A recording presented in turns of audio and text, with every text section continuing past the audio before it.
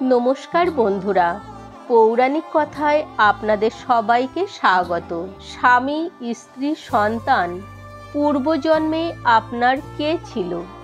আমাদের অনেকের মনে একটা প্রশ্ন আসে, আমাদের জন্ম যে পরিবারে হয়েছে, এই পরিবারেই কেন আমাদের জন্ম হলো, অন্য কোথাও কেন হলো না? অনেক সময় পরিবারের লোকজনের সঙ্গে কারো যদি খারাপ সম্পর্ক থাকে, তখন তারা ভাবে, এরাই কেন আমার পরিবারের সদস্য হলো, আমার পরিবার কেন আমার মনের মতো হলো না? আপনারা কি কখনো ভেবে দেখেছেন কেন এমন হয়?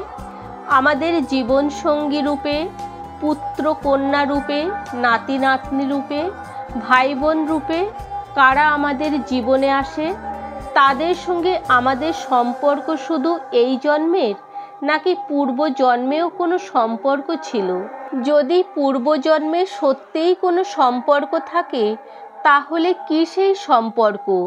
চলুন জেনে আসি একটি কাহিনীর মাধ্যমে। এক সময় এক গ্রামে এক কৃষক বাস করতেন। তার অনেক জমি জায়গা ও প্রচুর সম্পত্তি ছিল, কিন্তু তার পরিবারে কেউ ছিল না। তিনি ছিলেন নিঃসঙ্গ। তবে শুধুমাত্র একটি মহিষ ছিল তার, যাকে তিনি খুব ভালোবাসতেন। আর সেই গ্রামেই ছিলেন একজন ব্যবসায়ী।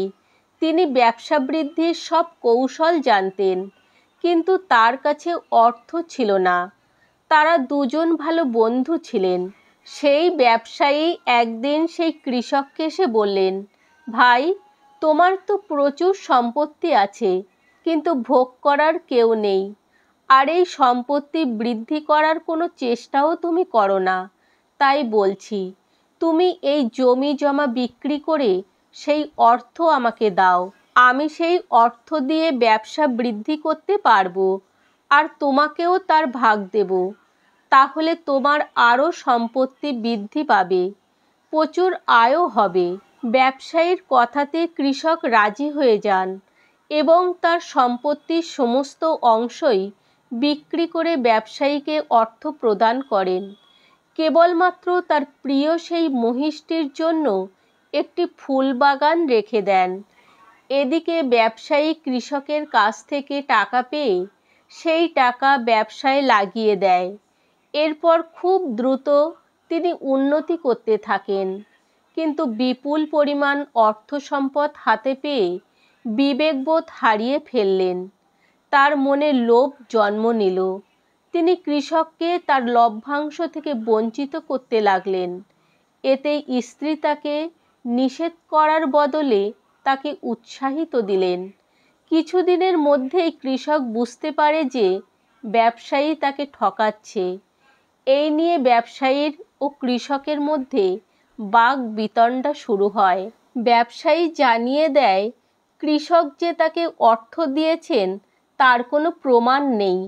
এমনকি এখন যে অর্থ আসছে তা সম্ভব হয়েছে তার ব্যবসায়িক বুদ্ধির জন্য। তাই কৃষক কিছুই পাবেন না। এতে কৃষক দিশেহারা হয়ে যান। এরপর যখন তিনি বাড়িতে ফেরেন, তখন দেখেন তার পোষা মহিষটি তার শখের ফুল বাগানটিতে ঢুকে সব কিছু তছনছ করে দিচ্ছে। কৃষক তখন রাগের মাথায় একটি লাঠি নিয়ে মহিষটির দিকে ছুটে আসেন। এমন সময় সেই মহিষ তখন তাকে এমনভাবে আঘাত করে যে কৃষকের মৃত্যু হয়। তার কিছুদিন পর মহিষটিও মারা যায়। এই খবর যখন ব্যবসায়ীর কানে পৌঁছায়, তিনি অত্যন্ত খুশি হন, কারণ সে জানত যে কৃষকের কোনো উত্তরাধিকারী নেই। তাই তার ব্যবসার লভ্যাংশের ভাগ নেয়ার মতো কেউ থাকলো না। সুতরাং সব কিছুর মালিক হলেন তিনি। এরপর তার ব্যবসার আরও উন্নতি হতে থাকে। তিনি পুরানো বাড়ি ছেড়ে নতুন বাড়িতে চলে আসেন। কিছুদিনের মধ্যেই ব্যবসায়ীর একটি পুত্র সন্তানেরও জন্ম হয়। এতে তিনি আরও খুশি হয়ে যান। তার আর কোনো কিছুর অভাব রইল না। খুব সুখে তিনি দিন কাটাতে লাগলেন। এদিকে তার পুত্র বড় হতে থাকলো। তিনি তাকে পড়াশোনা শিখিয়ে উচ্চ শিক্ষিত করে তুললেন এবং নিজের মতো করে ব্যবসা শেখালেন। ছেলে যখন ভালো ব্যবসায়ী হয়ে উঠল, তখন এক সুন্দরী পাত্রী দেখে তার খুব ধুমধাম করে বিয়ে দিলেন। কিন্তু বিয়ের কিছুদিন পর থেকেই ব্যবসায়ীর পুত্র অসুস্থ হয়ে পড়ে।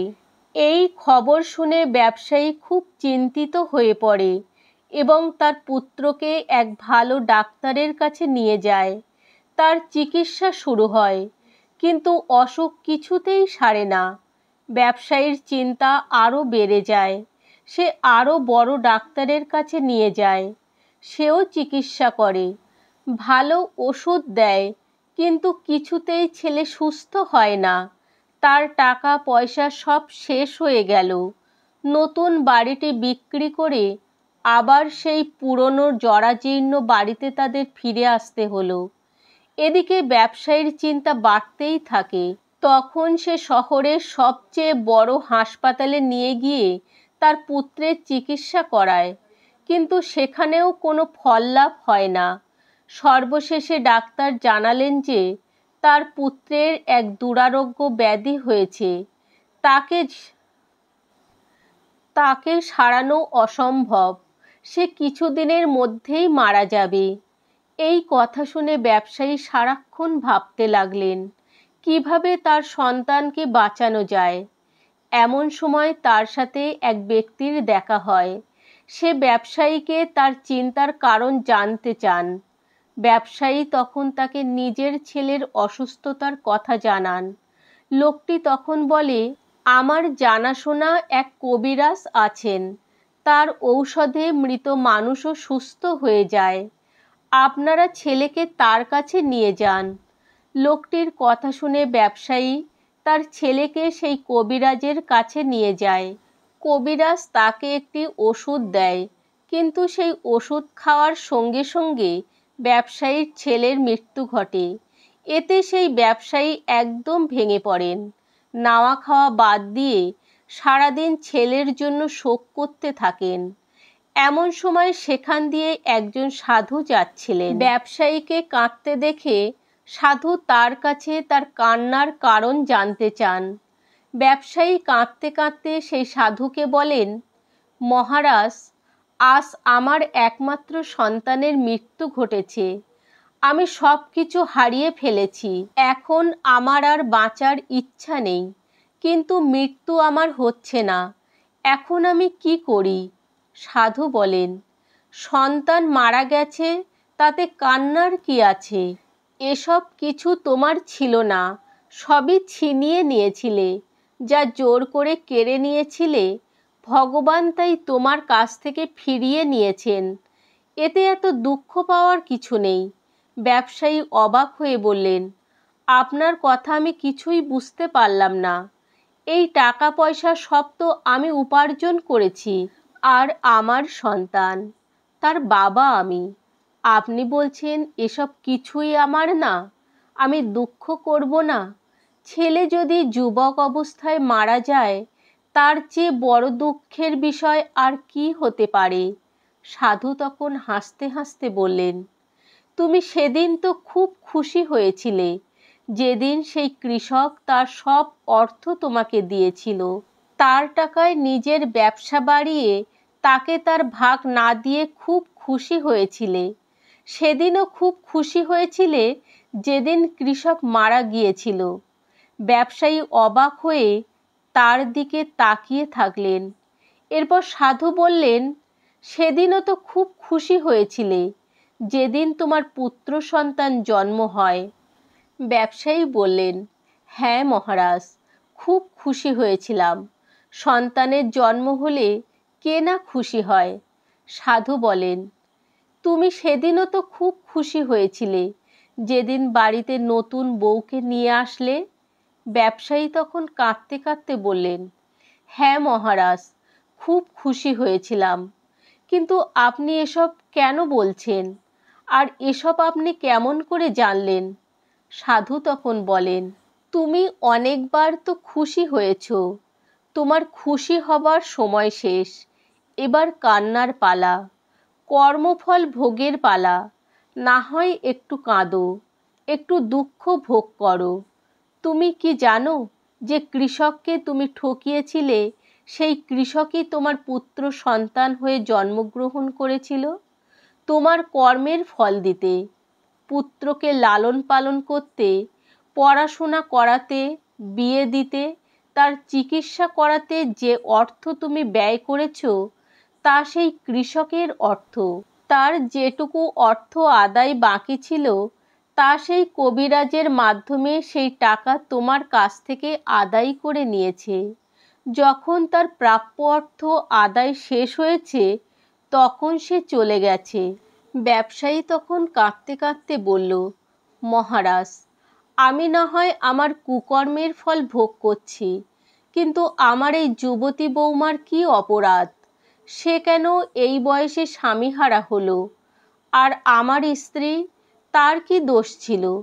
সাধু তখন মুচকি হেসে ব্যবসায়ীকে বললেন, ওই কৃষকের একটি মহিষ ছিল যাকে সে খুব ভালোবাসত, কিন্তু সেই মহিষ কৃষকের ভালোবাসার মূল্য দিল না। সেই মহিষের আঘাতেই কৃষকের প্রাণ চলে গেল। এই যুবতী মেয়েই হচ্ছে সেই মহিষ যে এ জন্মে তোমার বাড়িতে বৌমা রূপে এসেছে, তোমার ছেলের স্ত্রী রূপে এসেছে। সেই জন্মে সে কৃষককে কষ্ট দিয়েছিল, তাই এ জন্মে তাকে কৃষকের জন্য কষ্ট পেতে হবে। আর তোমার স্ত্রী, সে কখনো তোমাকে খারাপ কাজ করতে বাধা দেয়নি, বরং উৎসাহ দিয়েছে। তাই শুধু তোমার অর্থের নয়, তোমার সব পাপের ভাগীদার হয়েছে। সেই পাপের ফল সে ভোগ করছে। সাধুর এই কথা শুনে ব্যবসায়ী তখন কাঁদতে শুরু করলেন। সাধু বললেন, এ সবই তোমার কর্ম।